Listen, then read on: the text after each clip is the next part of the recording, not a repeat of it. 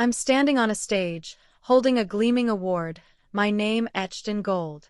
They're clapping, cheering, calling me a leader, a visionary. Years of late nights, bold ideas, and relentless drive got me here.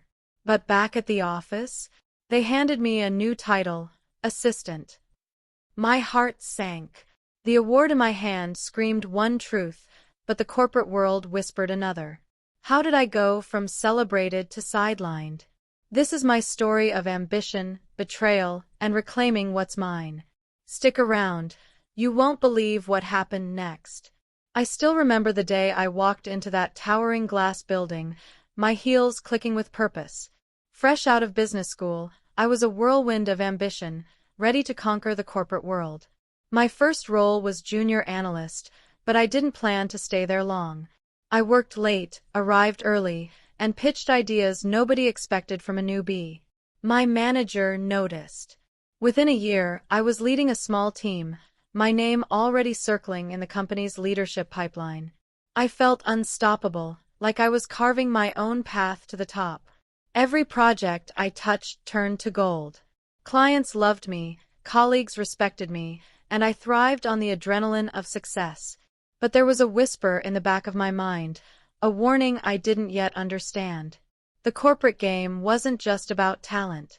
It was about politics, alliances, and invisible ceilings.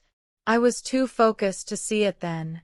I was building my empire, one victory at a time. That award ceremony was still years away, but I was already dreaming of it. I didn't know the cost I'd pay to hold it. My first big break came at 27, a promotion to project manager. I was the youngest in the department, and the whispers started. Some said I was too green, others that I was too bold. I didn't care. I led a team of 10, turning around a failing product launch in 6 months. The numbers spoke for themselves. Revenue up 40%, client retention at an all-time high. My boss called me a rising star in front of the board. I was invited to strategy meetings, my ideas shaping company policy. But I noticed something odd. My male colleagues, with less impressive results, were getting bigger offices, louder praise. I brushed it off. My work would speak louder. I stayed late, refining pitches, mentoring my team, believing merit would win. I didn't see the sidelong glances in those boardrooms. I didn't hear the murmurs about my intensity. I was too busy climbing.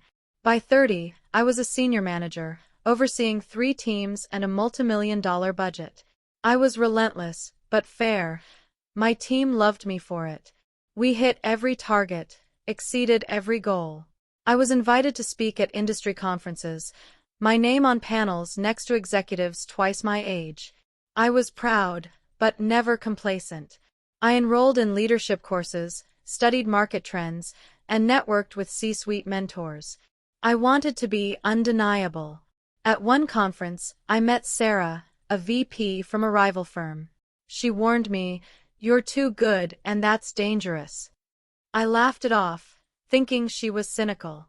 But her words stuck. I started noticing how my ideas were credited to others in meetings, how my promotions came slower than my peers. I told myself it was coincidence. I wasn't ready to face the truth. The award ceremony was a turning point. I was 32, and the industry recognized me as Innovator of the Year. The stage lights burned bright as I accepted the award, my speech steady despite my racing heart. I thanked my team, my mentors, and the company that gave me a chance. The applause was deafening. For one night, I felt like I'd made it. My inbox flooded with congratulations, clients, colleagues, even competitors. Back at work, I expected a shift.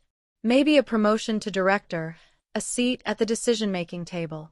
Instead, I got a pat on the back and a "keep it up." My boss's smile was tight, his eyes avoiding mine. I felt a knot in my stomach. Something was wrong. The award was mine, but the victory felt hollow. Weeks after the award, I was called into a meeting with HR. I expected a discussion about my next role, maybe VP, Instead, they slid a new org chart across the table. My name was there, but not where it should be. Assistant Director, it read. I blinked, sure it was a mistake. I'd been demoted. My teams were reassigned, my projects handed to a colleague, a man who'd been my peer, with half my results. I asked why.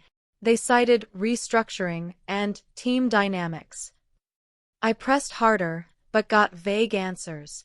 My award sat on my desk, mocking me. I'd been celebrated publicly, but privately sidelined. I went home that night and cried, not out of weakness, but rage. I wasn't done yet. I started digging. I reached out to colleagues, mentors, even that VP, Sarah. The picture became clear. I'd been too visible, too successful.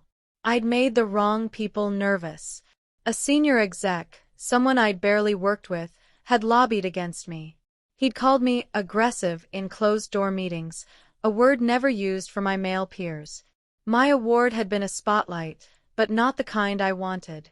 It painted a target on my back. I was furious, but I didn't quit. Quitting would mean they won. Instead, I played their game. I documented everything: emails, meeting notes, performance reviews. I built a case, not just for me, but for the truth. I wasn't an assistant. I was a leader. I leaned on my network. Sarah became my confidant, sharing her own stories of being undermined. She introduced me to other women who'd faced the same. We formed a quiet alliance, meeting over coffee to strategize. I learned how to navigate the politics I'd ignored. I stopped pitching ideas in open meetings, instead planting them strategically with allies who'd amplify them. I was still assistant director, but I acted like a VP. I mentored my new team fiercely, turning them into a powerhouse. My results were undeniable, even if my title wasn't. Slowly, I clawed back respect. But I wasn't just fighting for me anymore. I was fighting for every woman who'd been called too much. The next year was brutal. I worked twice as hard to prove I was more than my title. I took on high-risk projects, the ones nobody else wanted. I delivered, every time. My team's success became my shield. But the higher-ups still kept me at arm's length. I heard whispers of a new promotion cycle. I applied for a director role, armed with my track record and that award. The interview was a formality, or so I thought. They chose someone else, a man with less experience. I confronted my boss. He admitted I was overqualified, but said I needed to wait my turn.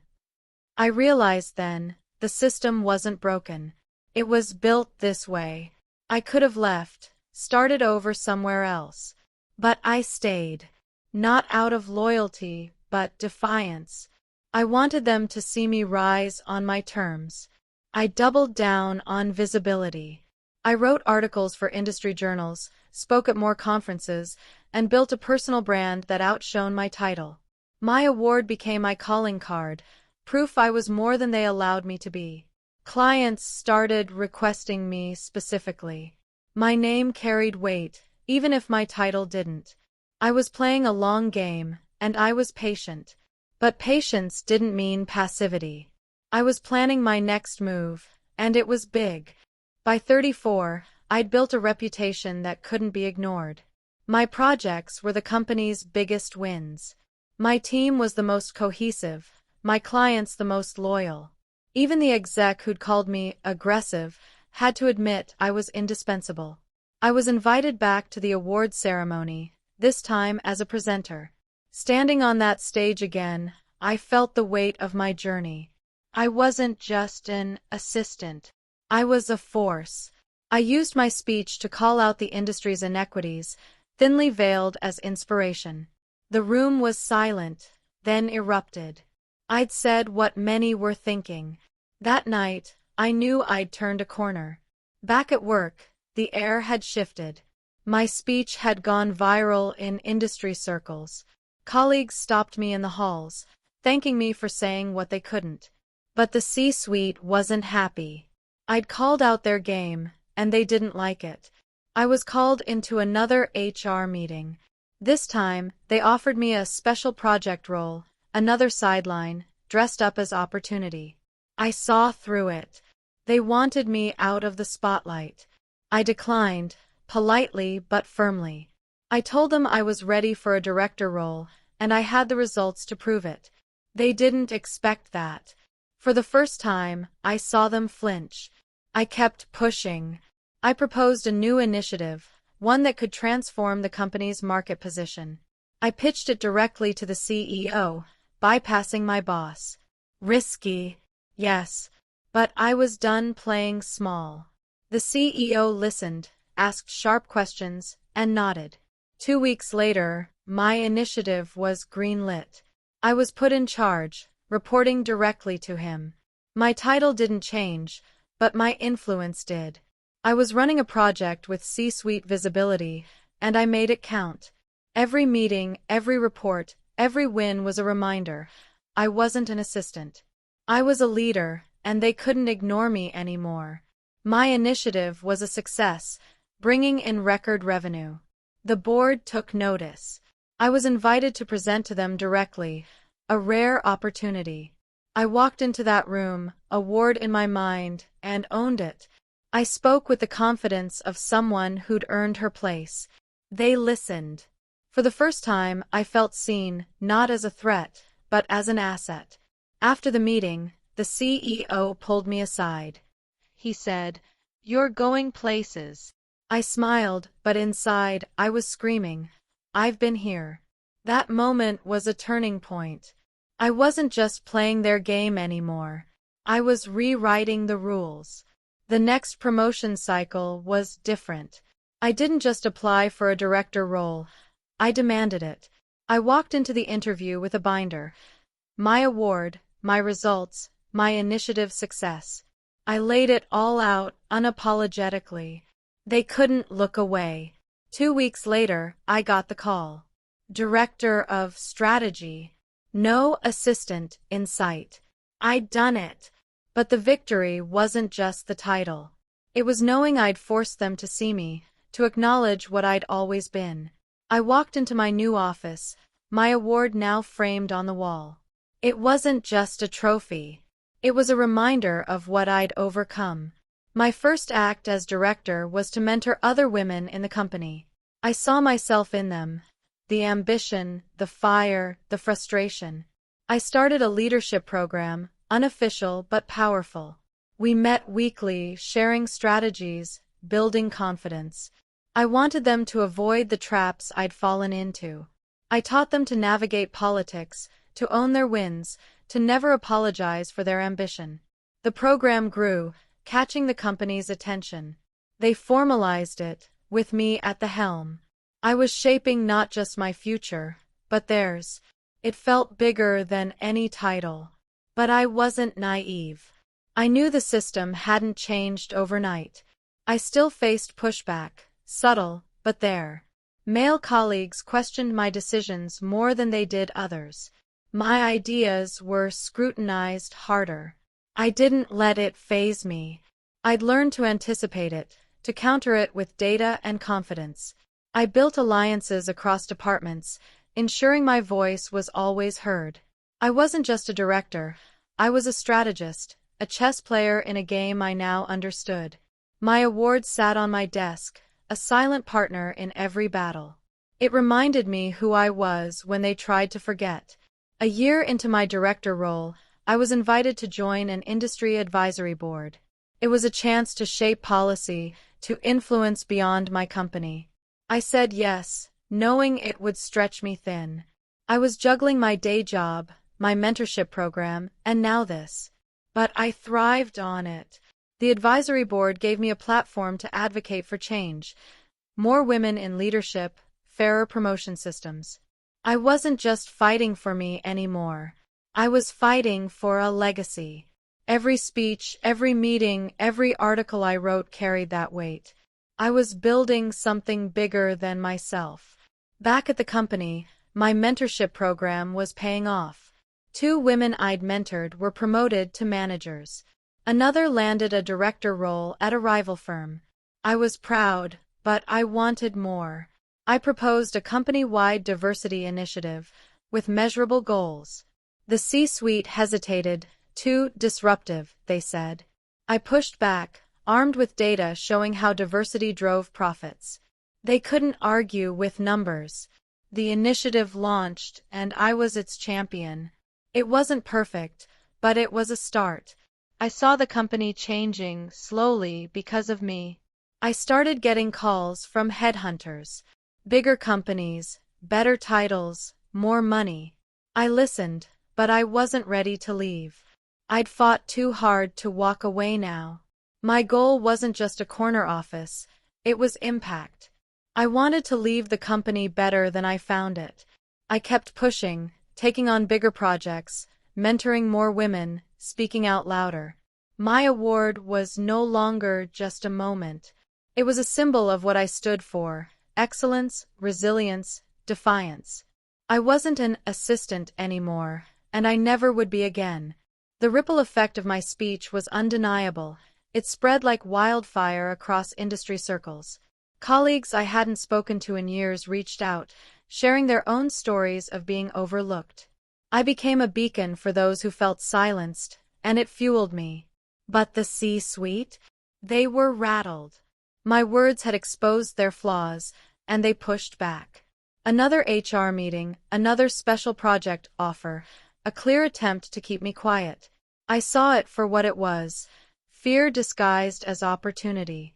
I declined, my voice steady, and laid out my case for a director role. My award, my results, my initiative, they couldn't argue with the evidence. I wasn't begging for a seat, I was claiming it. Their discomfort was palpable, and for the first time, I held the upper hand. I wasn't just a threat, I was a force they couldn't ignore. The waves came faster than I expected. My speech sparked articles, interviews, even a podcast invite. I was becoming a voice in the industry, not just a name. But with visibility came scrutiny. Some called me polarizing. Others, mostly men, said I was playing the victim. I didn't care. I'd learned to let criticism fuel me. Back at work, I doubled down on my diversity initiative. We hit our first-year goals: more women in leadership, better retention. The CEO publicly credited me. It was a win, but I knew it was just the beginning. I had bigger plans, and I wasn't slowing down. I started coaching executives, not just women. Men in the C-suite sought my advice on leadership, on navigating the changing corporate landscape. I was surprised, but I leaned into it. I was building bridges, not just burning them. My influence grew, and so did my confidence. I wasn't just a director anymore. I was a thought leader. My award sat on my desk, but it was no longer the centerpiece. My work, my impact, my voice, they were what defined me now. I was rewriting my story, and the company's, one decision at a time. Then came the offer I couldn't ignore. A rival company wanted me as VP of Strategy. It was everything I'd worked for: a C-suite role, a seat at the table, a chance to lead on my terms. I hesitated. I'd fought so hard to change my company, to make it better. But I realized something. I didn't owe them my loyalty. I owed it to myself. I negotiated hard: salary, equity, a team I could build from scratch. They met every demand. I accepted. Walking out of my old office, award in hand, I felt free. I wasn't running away. I was running towards something bigger. My first day as VP was surreal. I had a corner office, a team that looked to me for vision, and a mandate to shake things up. I didn't waste time. I launched a new strategy, one that put people, especially women, at the center. My old company watched, and I heard they scrambled to replace me. They couldn't. I'd left a gap, not just in their org chart, but in their culture. I'd shown them what was possible, and they'd have to reckon with that. My award was now in my new office, a quiet reminder of where I'd started and how far I'd come. I kept mentoring, even in my new role. I started a cross-industry network for women leaders, connecting us across companies, continents. We shared resources, opportunities, and war stories. It grew faster than I expected, hundreds of women, all fighting the same fight. I was no longer just a voice, I was a catalyst. My inbox was full of thank yous from women I'd never met, women who said I'd inspired them to demand more. I read every one, tearing up at some. This was why I'd kept going, why I'd never quit. I was changing the game. The industry started to shift. More women were speaking out, demanding seats at the table. I saw my men's rise, managers, directors, even a CEO. I was proud, but restless. I wanted more than a VP title. I wanted to build something of my own. I started sketching a business plan, a consultancy focused on leadership and equity. It was risky, but I was no stranger to risk. I pitched it to investors, using my awards, my track record, my network. They said yes. I was terrified, but I was ready. I'd spent years proving myself. Now it was time to build my own empire. Launching my consultancy was the hardest thing I'd ever done. Late nights, endless pitches, the weight of every decision on my shoulders. But it was mine. I hired women I'd mentored, built a team that shared my vision. We worked with companies to fix what I'd fought against: biased promotions, toxic cultures, invisible ceilings. Our clients saw results: better retention, higher profits. My name became synonymous with change. I was no longer just a corporate player. I was a founder, a leader, a force. My awards lined my office wall, but my real trophy was the impact I was making. Looking back, that demotion to assistant was the best thing that ever happened to me. It woke me up. It showed me the system's flaws and forced me to fight. I could have let it break me, but instead, it built me. Every setback, every slight, every closed door taught me something. I learned to navigate, to strategize, to win. I turned my pain into power, my award into a weapon. I wasn't just a woman in a suit. I was a revolution. And I was just getting started. The corporate world tried to dim my light, but I burned brighter. I always will. Now, I'm writing a book about my journey. It's not just my story, it's the story of every woman who's been underestimated, sidelined, or silenced. I'm speaking at conferences, not just as a panelist, but as a keynote. I'm building a legacy, one that will outlast me. My consultancy is growing, my network thriving. I'm not just changing companies, I'm changing an industry. I look at my awards and smile, not because of the titles, but because of what they represent. I fought for every inch, and I won. I'm not done yet. The next chapter is bigger, bolder, and entirely mine. If I could go back to that moment, standing on that stage with my first award, I'd tell myself one thing: keep going. The corporate world will try to shrink you, to label you, to limit you. But you are more than their titles, their org charts, their games. You are a leader, a visionary, a force. My demotion was a detour, not a destination. It taught me to fight smarter, to build stronger, to rise higher. I'm not just an assistant. I'm a woman who rewrote the rules, and I'm still writing. Join me on this journey. The best is yet to come. If my story resonated with you, if you've ever felt sidelined but refused to stay there, hit that subscribe button. Join my channel for more stories of resilience, strategies for navigating the corporate game, and inspiration to claim your place at the table. Let's rewrite the rules together. Subscribe now and let's keep this movement going.